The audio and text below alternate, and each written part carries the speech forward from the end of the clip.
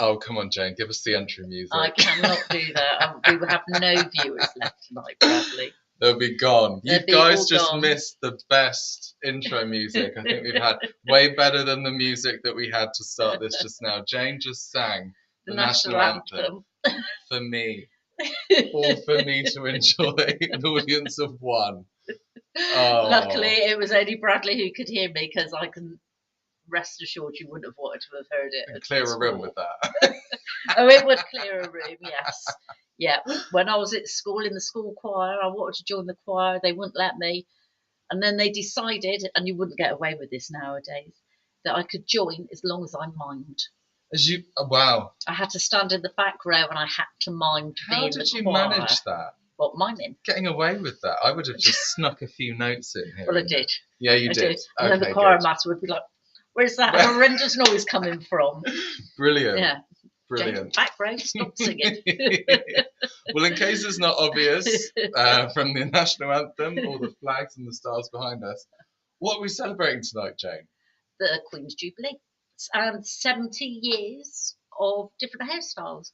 So 7 decades, 7 kind of quite iconic hairstyles as well. Because really, when we came up with this, we had a little chat with me and Bradley, what were we going to talk about, and and we thought it was quite kind of apt that we talked about the Queen's Jubilee and the last 70 years of the Queen being, on the throne, which is quite an amazing feat, really, for her. She's the longest reigning monarch. Should be the longest reigning monarch, yeah. That's pretty impressive. Yeah, incredible, and she's still going strong. Yeah.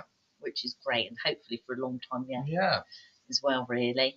So, when you're looking at 70 decades of hairstyles, they've changed so much over the years.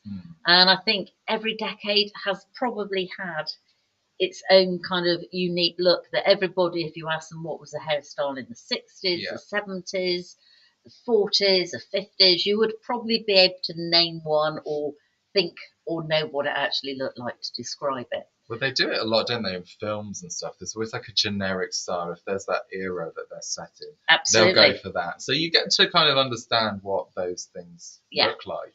Yeah. But not how to do them. But not necessarily how to actually achieve them and do them. And all the ones you can see behind us. And it'd be great if you can actually, just for a little bit of fun, name all the actual decades in the years that we're actually looking at behind us, really, because there's quite a few of them, and I think they're quite obvious, some of them as well, so I'm sure most of you will be able to get the actual decade that they're actually in. And all of these were just created by using some of our wigs. Yeah. Quite simply. So, I mean, you can rock up at any fancy dress party if you wanted. If you've got wigs in at home and you want to have a different retro look for the weekend, if you've got a Jubilee party that you're going to, you can turn up as one of your favourite decades. Wasn't the best thing about styling wigs is that you don't have to do it backwards, because you can look at it on a mannequin head and see what people actually see. Yeah. Whereas in a mirror, you're kind of doing it the wrong way around. If you're styling your own hair, it's much harder. But yeah, these, you just pop them on a mannequin head. You can walk around it 360 degrees and it just looks fine, isn't it, really? So I've had quite a fun day today. Playing with wigs, which I love doing, and trying to actually get all these different looks for you this evening. So it must have been quite interesting for the Queen to see so many different eras of fashion coming and going, yeah, because when you actually think about it, from when she got on the throne when she had her coronation in 1953, wasn't it? The different looks that she would have seen all that time, really. And, I mean, you had the 60s, the swinging 60s, which was great, all your mini skirts, all your Mary Quant, wasn't it? All your really short bobs. Vidal Sassoon came into his own in the 60s with all those asymmetric cuts and geometric cuts that he actually done. And I think as hairdressers, you've always got your icons. And I think Vidal Sassoon, everybody must love him as a hairdresser. He was just absolutely incredible. And then all the focus of fashion, instead of being in France, which was like the capital of fashion, all of a sudden in the 60s, it all moved to London because we were really out there with all the different fashion, all the different looks. those long boots, short dresses, short skirts, and Mary Quant was actually wearing it all. I think we're still kind of up there, aren't we, with hairdressing fashion? I think we're always really quite far I ahead with think that. I would say, because we work quite closely with our European companies, and I think really when you look at fashions around the world in the different countries, I would say the UK is still one of those trendsetters, Yeah. really, and one of those leaders for fashion. Got a slight edge, haven't we? Yeah, we It's have. a bit different, a bit Yeah, more daring. I mean, we've got really, really great hairdressers in the industry. Great people who are always looking and striving to achieve that next iconic look, really. And just by doing that, I think it is really important. But England, we do have the edge. We do. Definitely. With the fashions, we might be with the smallest country, Mm. but we definitely do have that kind of edge. Definitely something to be proud of, I think. I think so. For sure. So, I think so. Jane, how are we going to do this tonight? Are we going to go backwards, or are we going to go I from think far from and come forwards? What are we going to do? I think from the 50s coming up to present day, it might be easier and less confusing instead of trying to count backwards. Yeah. I might miss out a decade. Fair enough. I think maybe we'll see an evolution then of how shapes kind of change, because the interesting thing is the Queen's hair. Oh, stayed basically the same. She's stayed really. true to herself since Yeah. day dot, and she's had her style, made it work for herself the whole way through, and managed to stay in fashion. She's very elegant lady, isn't she? She does her thing. She's very classic and very elegant. I think probably when you actually look at maybe Princess Anne, if you actually take that, go back to the 60s with Princess Anne, she was really quite big with the beehives and everything else, and she had great hair, really. Yeah. She always had it bouffanted up and beehives and everything else going on in the 60s. Bit different because she's the only girl in the family, so really when you look at Charles and Andrew and Edward, they're all basically the same, aren't they? Except Edward doesn't have an awful lot of hair these days. Well, that happens too. Yes, yeah, he could do a little bit of help in that area. And if you're watching, just come to us. We can do that for you. Yeah, if you're tuning in tonight and you're thinking, who is that speaking? It's Bradley and Jane from Aderans UK, and we can give you any help you actually need. We can. Yeah, or I might get thrown in the tower. Possibly. I'll see you there. Well, without further ado, should we go right back to... Right back. So our first one is this one here, and this is the 1950s. And the 1950s, really, we were coming out of that era when we had the Second World War, and it had finished. The 1950s, all your housewives were all extremely glamorous. They had that really beautiful kind of hourglass figure going on, tight little jackets, lovely tight little skirts going on, quite long skirts, and they always looked really glamorous. And the hair, they wanted to make that glamorous as well. So some of them still had the roll going on, which is like going on from the actual 40s, coming into the early 50s. Then they would take that away and just have the very, very softly waved hair. And you've got all your icons of the actual 50s as well. So you've got people like Grace Kelly. She was somebody who we all really aspired to, and she was so glamorous. Also in the 50s, the ponytail was really popular. So that really high up ponytail, swingy little ponytail. Oh, yeah, of course. So you've got your little cropped trousers and all that going on. So if you actually think back and get your inspiration from the film Grease, so Olivia Newton-John in Grease, that would have been the 1950s as well. So everything was and those quite little short fringes, shaped, wasn't it? A lot of curvature to the shape, including very the shaped. clothes, and that continued on with the hair as well. But very, very kind of neat and tidy. There was nothing about ruffling it up or anything like that. I mean, Audrey Hepburn, another beautiful icon, absolutely beautiful. And I must say, I love her look. Doris Day as well.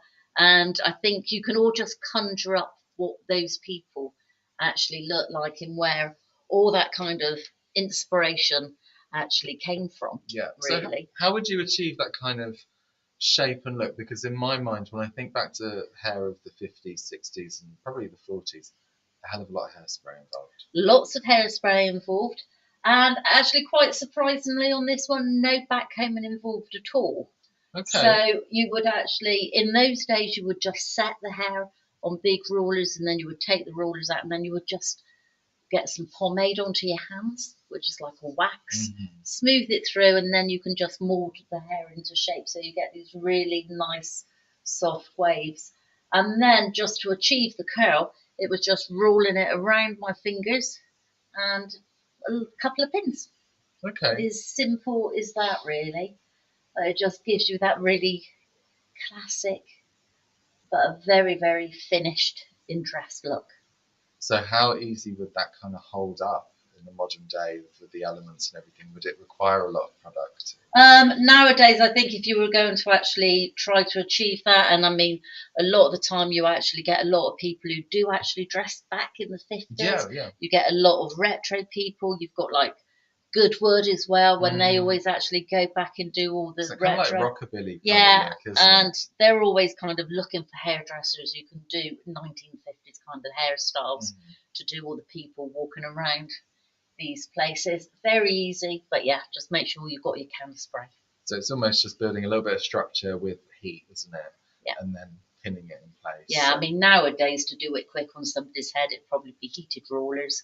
Get them in, cool it down. Yeah. Possibly fast and a easy. tong as well. Curling tongs you could use as well. Yeah, if you've got a big barrel on them, because it's all about creating those big waves. Really. Brilliant. And those, you could do it with finger waves. That's going to take you a lot longer. But speeding it up for like modern day hairdressers, your curling tongs. I must say it's very beautiful.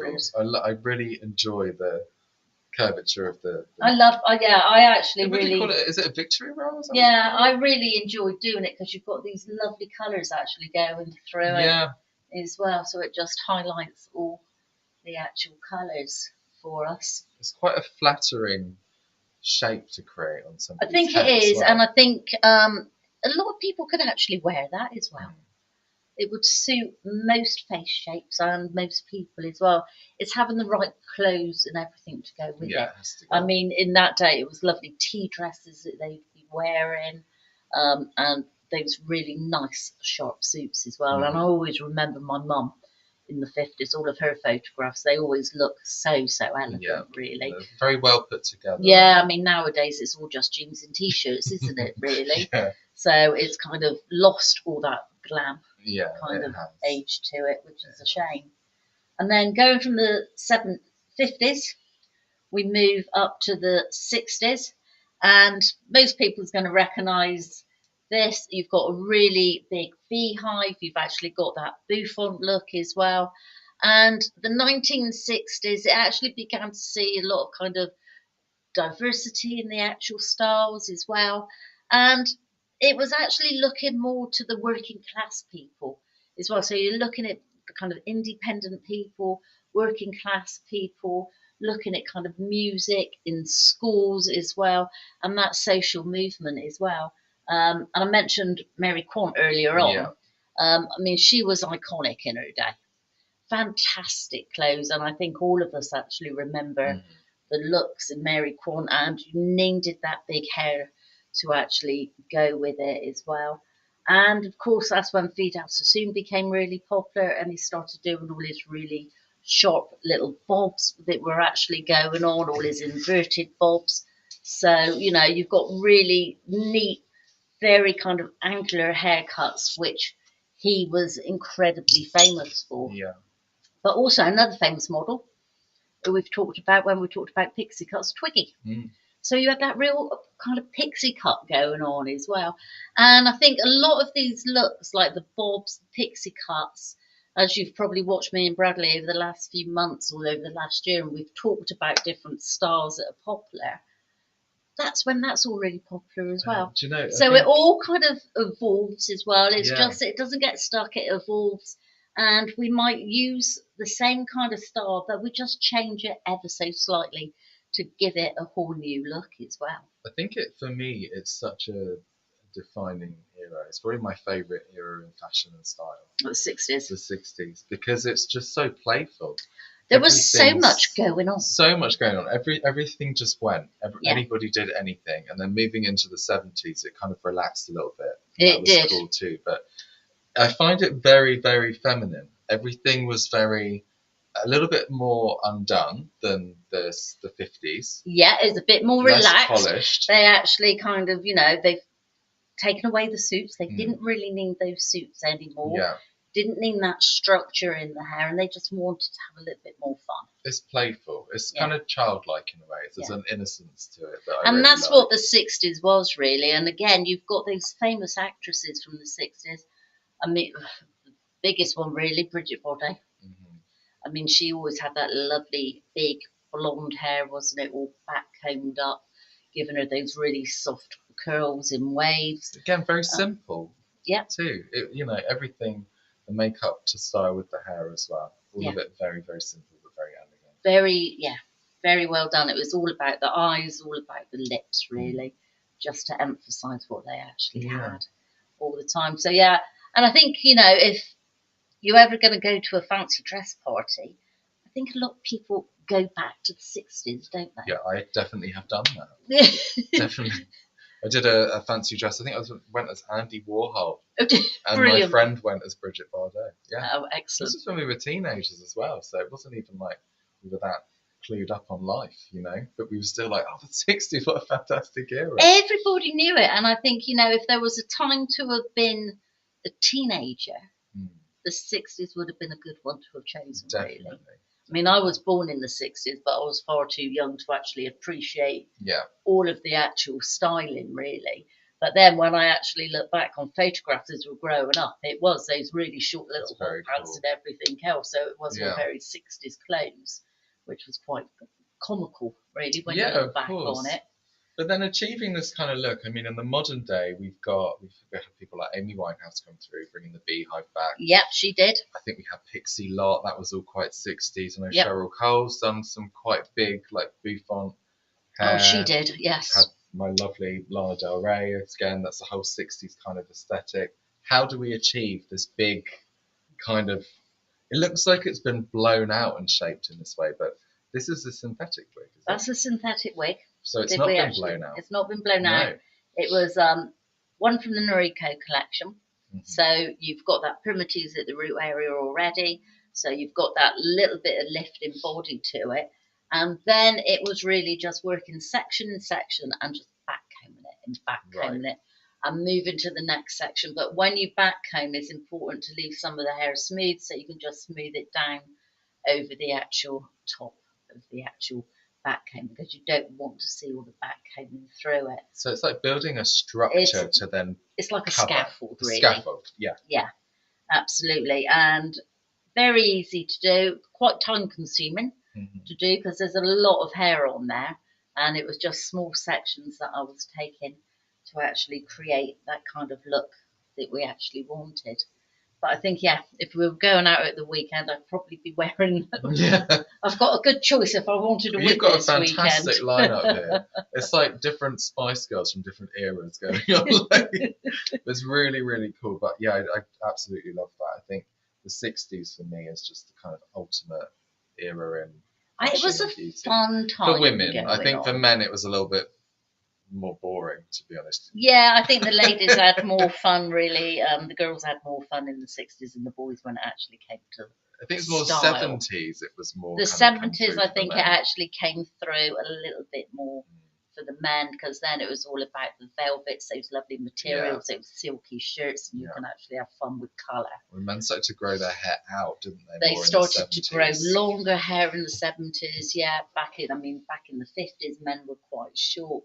In the 60s, they were quite short. Gradually getting slightly longer when you think of the Beatles as well. You're gradually getting that slightly longer look. Edging their way out. Yeah, but it was the 70s when their hair did all of a sudden actually stop to actually get a lot longer.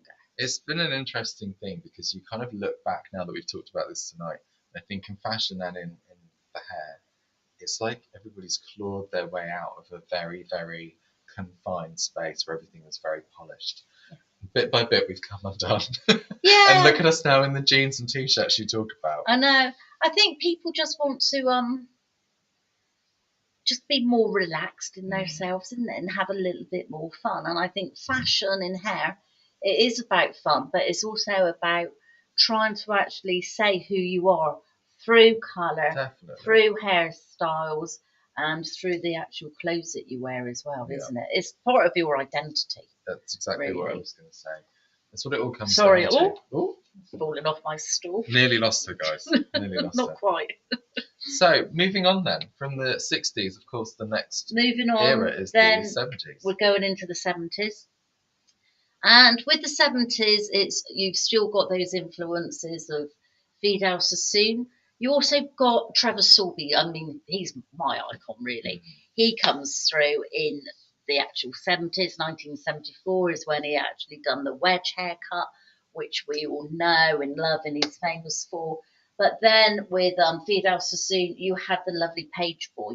And this is what we've actually created here with one of our wigs. So you've got that really heavy over the eyes, but that real precision haircut to actually have that real shape. So you've got the page boy, you could call it the Purdy cut as well. So if you think of the Avengers and Joanna Lumley, so that's all kind of your 70s, which is going on. But then it was the big collars, the real flower power, wasn't it, really? All those bright colours and silky shirts, big collars.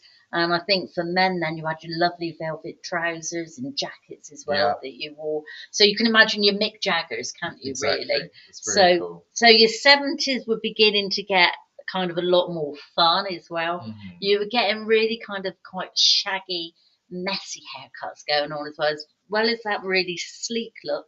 You were getting that real messy, shaggy kind of look. We've looked, haven't we, in previous webinars we've done, where we've looked at analysed Fashion Week. There's been a lot of 70s revival kind of coming through in the last 2 years that we've seen. A lot of that undone kind of long hair with a few little braids and things like that. Almost like the hippie kind of.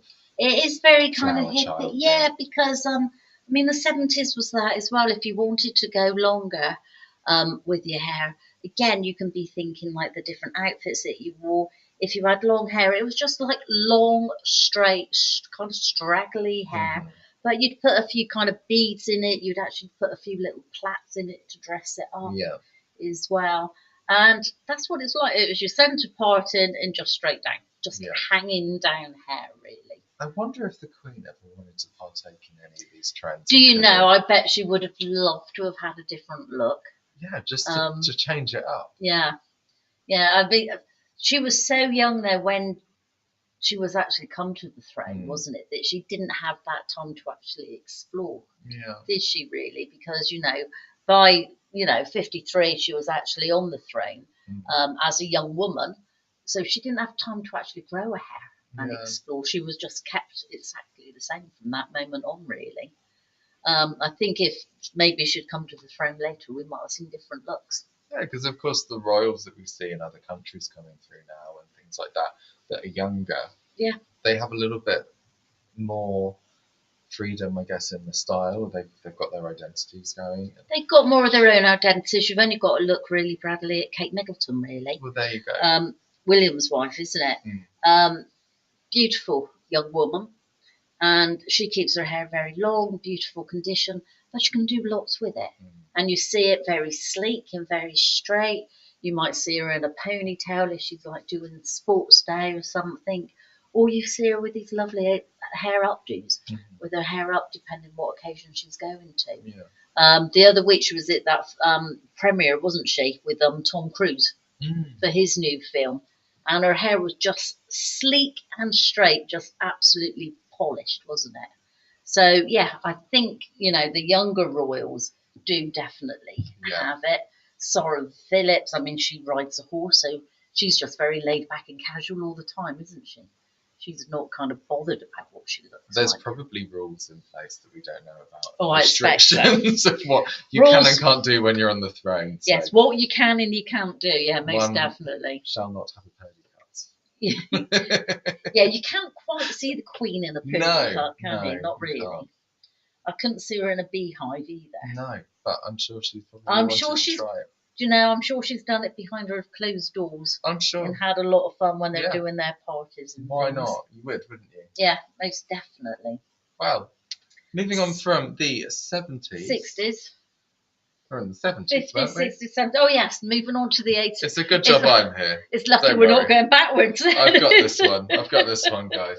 So, where are we now, Jane? The 80s? Okay, moving on to the 80s. When you actually still looking at the 70s and going like late 70s is when the actual afro started to become really prominent. And the afro started to become really fashionable as well, during the late 70s, going into the 80s. And this actually gave, black girls that opportunity to actually wear their hair naturally. Yeah. It got really big hair. You've got to think about Diana Ross, the Supremes, the Drifters, and they had all this big hair going on, really. And we saw a lot of Afro-influenced styles. Caucasian hair people, they'd get their hair permed. So from the mid-70s, perming was a big thing. Everybody, if they didn't have their natural curls, they were actually getting their hair permed. And you only got to really think of like Barbara Streisand is one person. She was that person who had those really big perms done, so she actually had that afro hair as well. Yeah. So again, it was changing that look completely. And I think when you're looking at the 70s, it was like another decade. And again, it was giving those women, and men, that much more freedom. Yeah. And you actually found in a lot of men as well, they were actually going for the afro look, or that really big kind of curly look as well. It's just men's hair was more unruly, wasn't it? It was. And also it was a big thing about accessories.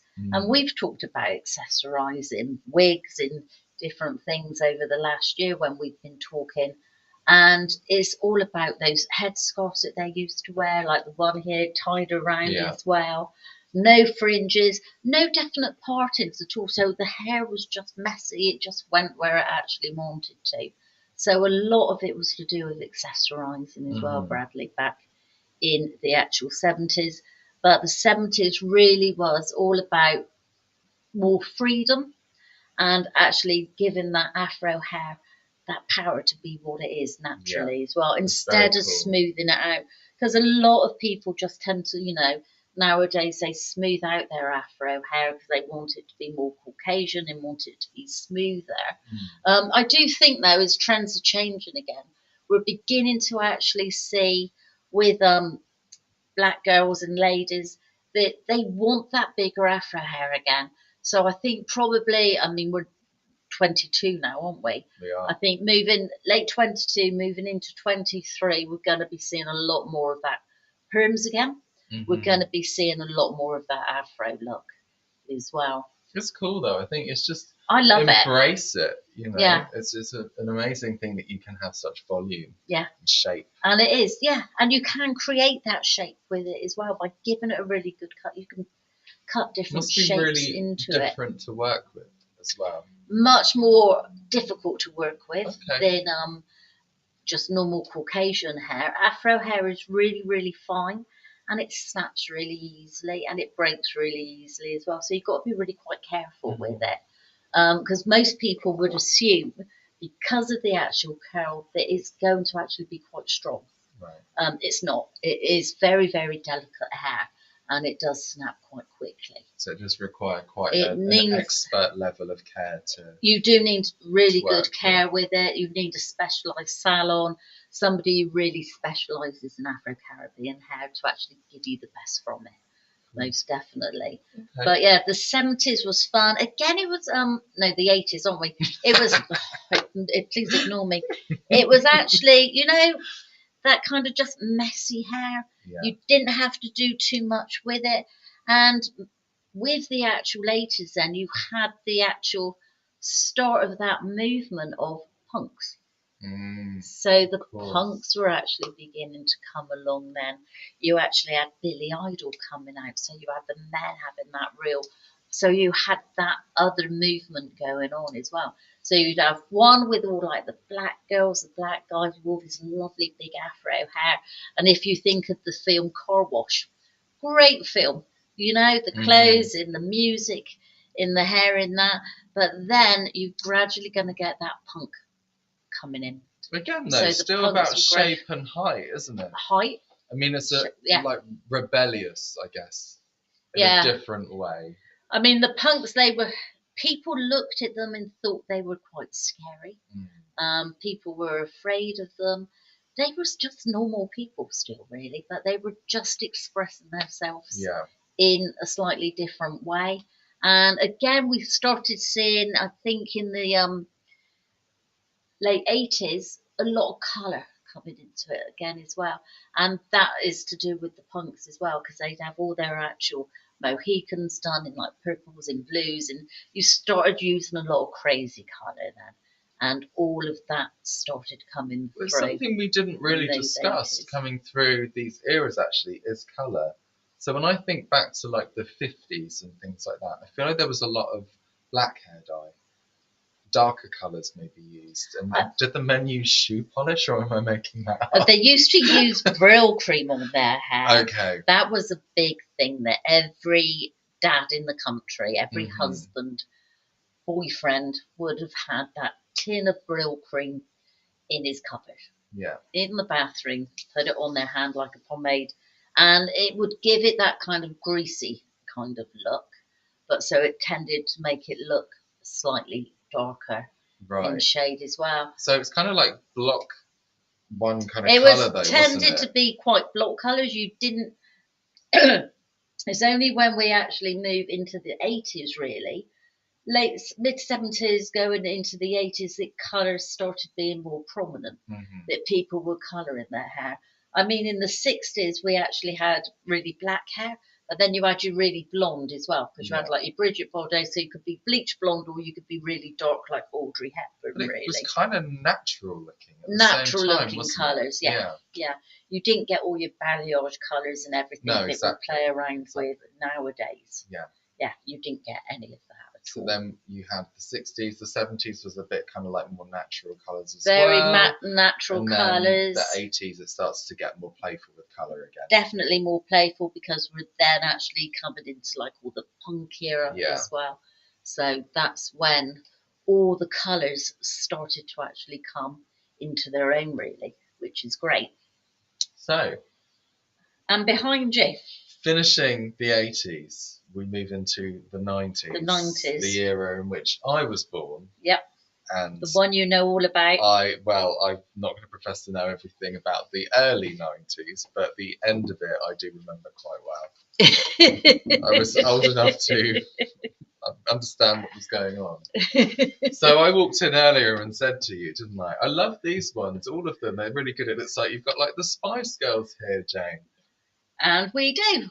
That's exactly what this is. Absolutely, yeah. All those people born in the 90s, growing up in the 90s, all love the Spice Girls. Yeah. Mega fan. Yeah, my daughter was born in the 90s, and I've been to see the Spice Girls several times now. I'm so jealous. I've not been once. Have you not? No. It's a treat. I've been, I'd twice love now. to go. I really would. It'd be so much fun. It is really good fun, actually. They do a good concert. They might not be the best singers in the world, but they do a really good I could join them.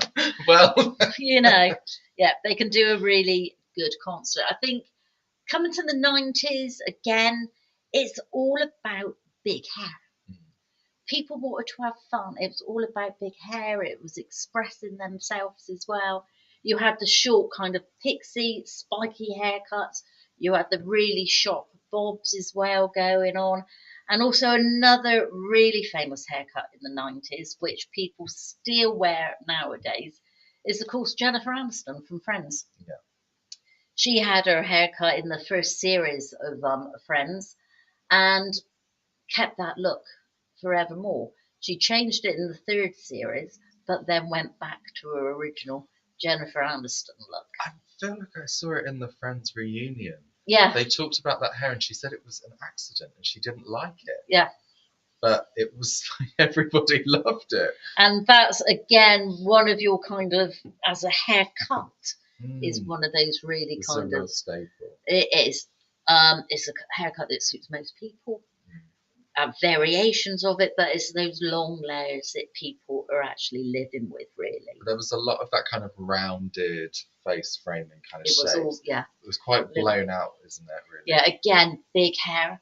They like that big hair again. If you actually think of like Drew Barrymore, Cindy Crawford. I mean, they had big hair.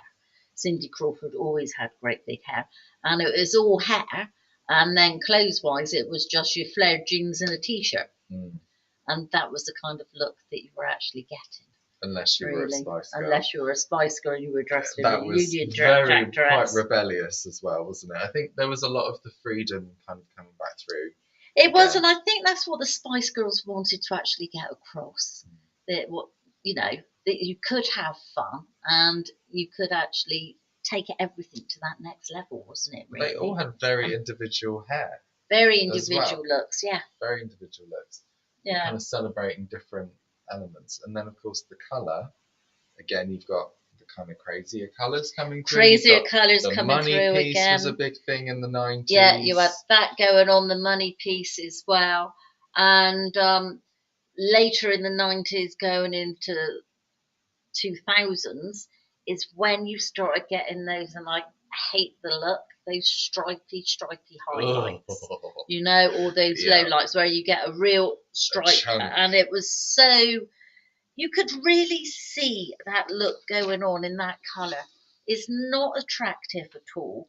And I think it was Kelly Clarkson. She was really, can you remember her? I was listening to her upstairs before I came down here. Oh, really? And I was actually thinking the other day that you showed me I did. A test piece. Yeah, and I said, ignore the colour. Ignore the colour. And I said to you, because the factory said Kelly it's Clarkson. gone wrong. Yeah. Yeah. Very, very... It's behind you over there. Reliving it. But very, very... awful. Sharp, chunky highlights. Made worse in the early 2000s by the fact that people would iron their hair really sleek. Really, really straight. Really, so really it looked greasy and straight, and then you had these stripes. Yeah, really not good. Yeah, it's one look I hope never ever resurrects itself. Yeah. It's not a good look, and you don't want people to have it, really. No. Subtle and fine is nice, but not thick and streaky. Mind you, I have to be honest, I did feel the same about the money piece. And that made a big comeback last year. Yeah, and actually I think done well. It did do well. It does look really nice, but you've got to have those baby lights with it as well. So again, I think when it was being done in like the 90s, it was a real block of colour. Yeah. People would get that awful product that they used to use on their hair, Sun-In. Do you remember that? Can you remember that? Did you use it at all? I have that in my adult life. So that would have been there's no excuse then. There's no excuse. That would have been in the 2000s. Bradley. Past 2010? No. Well, since I've been living down here. We did weird things on a whim when we were at uni, there's not a lot to do. There's not an excuse. Courses. No, there's no excuse. I apologise. Yeah, but they used to do that with that spray. Or a bit of Sun-In, it'll just go orange at the front, so you'd have like this orangey yellow hair at the front, really. Yeah. So it wasn't a good look. At least now when people do the money piece, because you have those baby lights going through it as well, I think it looks really quite nice. And it can be quite subtle, but it depends how it's actually done. Well, I think as it's broken up, there was a trend, and they kind of give these trends a rename, a rebrand. Bring it out again, because they got to give it a new name. And it was called hair strobing. And it was about face framing. So there were lighter pieces around the face that were kind of balayaged down. So it was like a money piece, but less obvious. That looked really nice. A lot of people had that. Yeah, that could look nice. And it worked really well. Yeah. So, I think colouring is fun. Colour is fun. You couldn't... As when I was hairdressing as a hairdresser, I loved colour. And you could have great big, a huge amount of fun with it. Yeah. I think another kind of look back in the 90s was like that grungy look. I was going to say this to you a minute ago. Your hair looked a bit dirty.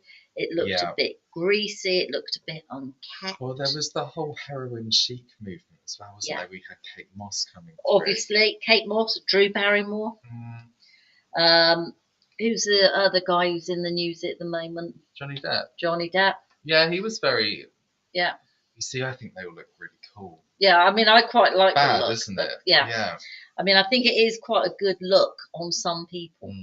But that was the real grunge look as well. Yeah. But actually, to achieve that, it took them quite a lot of work. It takes a lot to look dirty. Yeah. If you're not actually smelly. If you're not actually dirty. I think of people like Courtney Love and Kurt Cobain. I'm sure they were very clean. Yeah, it just took a lot of work to actually get their hair looking unwashed and messy. But that was another look that was really in vogue in the actual 90s. Yeah. Which is quite interesting. Yeah, really. there was I think that's a real time where you see it starts to break apart. So you've got the late 60s into the early 70s, 70s and 80s, and then the 90s, where things start to go off in different directions. And a lot of it's almost musically influenced, isn't it? A lot of it is to do with music, definitely. Music and fashion is what will actually do it as well. And also, if you've got any really iconic hairdressers who are actually bringing out that new latest haircut, really.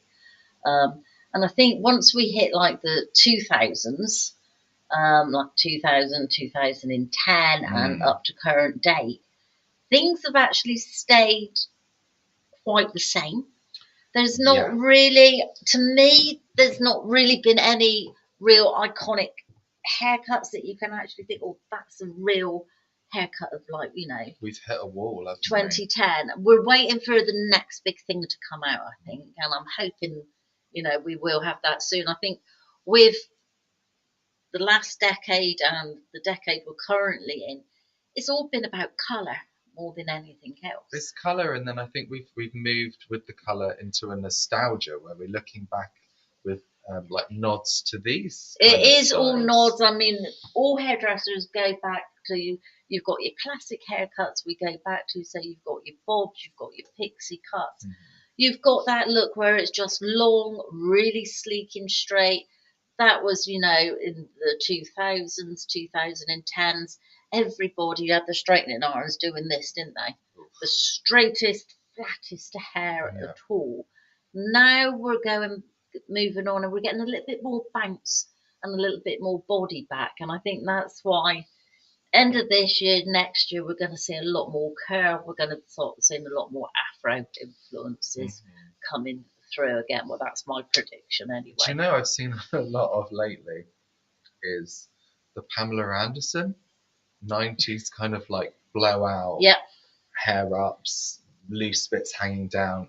Yeah, lovely. It's coming back. That's kind of, you know, again, it's the height, it's the it's shape, the height and the size. volume that actually people want. Yeah. And we are, I think, going to be seeing definitely a lot more of that as it comes through. We're going to be getting rid of all this long, sleek look, which isn't the greatest of looks, I don't think. It's not that flattering on many people. You've still got those, you know, Jennifer Aniston looks going on. But I think we've been more influenced with all the colours, all the different bright. Well, it's bright and pastels. You've got your pastel colours, which we've loved over the last couple of years, isn't it? They've been really lovely, like the rainbow pastel. And you've got your blues as well. So you've got like your denim blue kind of look. So you've got your bluer root. And again, you've got that just soft, natural wave going to it. But we're going to then start seeing that being enhanced and just having more of a wave to it. With all of these bright colours, I think they're going to be around for maybe another year or so.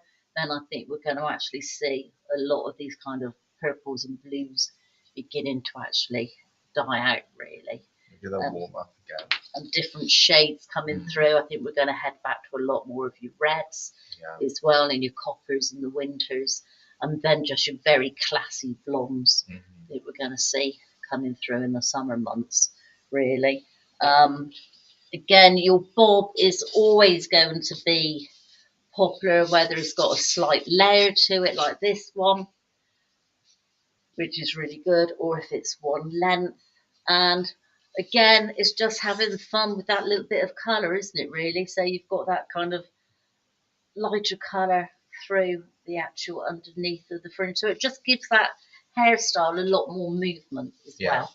And I think that's what it's all about. And it's about hair being able to move as well. So I think we've seen that a lot over the last few years, that hair will actually move a lot more naturally as well. We're not kind of sticking it down with all this hairspray, like so wet it lip doesn't gel move. and spikes. And, it's all about more natural things going on, but it's all to do with colour. All to do with colour, and you can do anything from like your really short pixie cuts, which we had a lot of fun with in one programme we done, didn't we? with all of our wigs, and there's so many. I mean, this is one we've done, but we've done it with a lot of colour. So again, you've got all that kind of crazy colour going on as well. But you could really spike that up with some products if you wanted to, and even take it shorter if we actually needed to. But it's all about colour and actually what suits that individual person. I think when you walk down the high street now, you just see all these different colours, don't you? Yeah, you do. But that, I think, is going to gradually tone down and die out. There you have it. Jane's prediction. Jane's prediction. More curl. More curl, less of the colour. More curl, nodding to the afro in much more subtle colours, but getting your bright reds and coppers in the winter. Yeah. And those really deep, really lovely browns as well. Mm-hmm. Yeah, so and you nice get the rich kind of colours. rich concrete colours. Yeah. Yeah. We're going to be seeing a lot of those coming through. There we go. So we've had a nice little trip, little skip down memory lane. We have. Today, it's been quite fun. And when I started doing these, I was like, oh, really want to go back to like the 1900s and 1910 and 20. This is the thing, isn't it? Yeah. It's fascinating, really, because there's such an evolution. Years, really.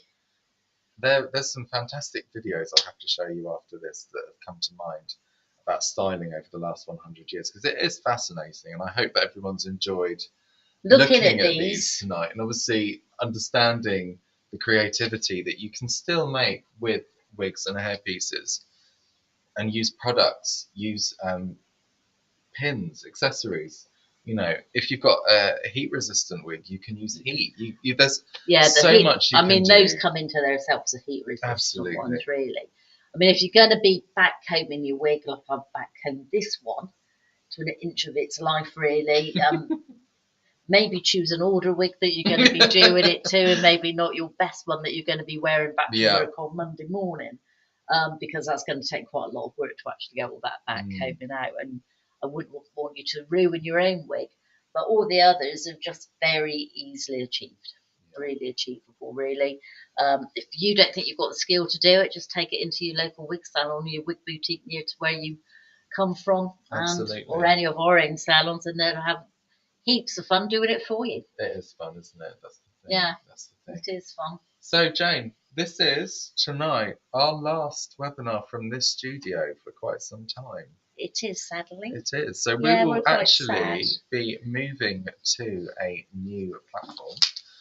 We're going to be running a podcast, which we would love for you to tune into. There'll be more details to follow on that, but we have not got our skates on just yet to run away.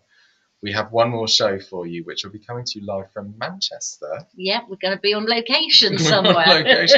When I say to people, oh, we're live from Manchester, I feel like I'm at the Apollo or something. You know, the Manchester Apollo, the O2. That would be good. I don't know if we'll have enough people to fill the Apollo. No. Well, if you want to help us with that, guys, we'd be more than happy to take on the Apollo. See if we can sell it out. God, yeah, that would be fun, wouldn't it? Great big centre stage. I don't think I could do it. Mike's on, I could. I'd be terrified. Yeah, no, forget the audience are there and just chatter. Oh my gosh. Yeah, we could do that.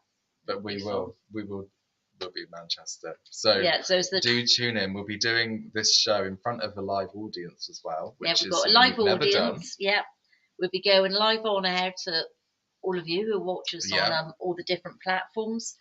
And we'll have a live audience with us as well. And it's on Saturday, the 25th of June. Saturday, the 25th. And it should be at the normal time, 8 o'clock. Around then, I believe. But there'll be details to follow. We'll let everybody know. Yeah, we'll let you all know. And that's probably going to be our last live one. You won't lose us completely, though, because we will be doing a podcast. And we will also be popping up occasionally on all of these platforms as well, so we can do some live shows for you when we've got new things and interesting things, or if we're actually live on any other locations, we're going to be doing some more of those videos as well, aren't we? When we're going to visit different people. So we're hoping to be around the country doing a few different things. You won't lose us. We'll be gallivanting around, probably doing more than we are now. Probably with much more content to share with you. We can never keep us quiet. Yeah, and if any of you are interested in joining us on a podcast to actually talk about your experience with hair loss, please get in touch with either Bradley or myself, and we'll be delighted to actually speak to you, and we can actually organise to do a podcast. So it would be really great if any of you were interested in actually joining us on one. Yeah, we want to hear real stories. We want to hear experiences. We want to hear the funny stuff as well. Tell us funny stories that you have, or mishaps that you've had, because there'll be so many people out there that will have had the same experience that will laugh along with Absolutely, yeah. It's not all about the sad. We got to touch on, like, the hard things. When you lose your hair out, it's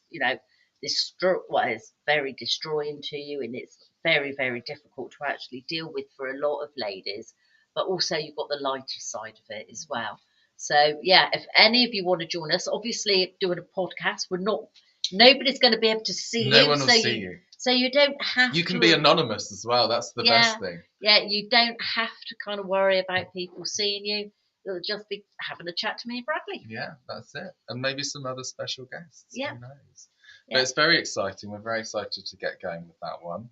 And we're very excited to be doing this in front of a live audience. Yeah, that would be great. The end of the month. So stay tuned. We're not going away completely, but it's been amazing, hasn't it? This last two and a half years. Yeah, and for me and for Bradley, just thank you for so much. All of your support that you've actually given us is meant so much. Yeah. Do let us have your feedback on everything. And if you feel you want to see more of us live, just let us know. Just let us know. Yeah. Give us some topics so we know what to do. Absolutely. Always great, isn't it? Yeah. So from the Aderans UK studio, and from your house at times, from my bedroom at times. Yeah, we've been everywhere. From the street, on location, at events, exhibits, train stations, train stations. Everywhere. Thank you for coming with us. Yep, thank you for being there with us, and enjoy your extended long weekend. Yeah. Have a fabulous Jubilee weekend with all your celebrations. Yeah. Whatever you've got going on, and we'll look forward to seeing or speaking to you soon. Please stay in touch and let us know if you'd like to be with us. Thank you. Bye. Wave off, lads. Yay. I got two. Two extra.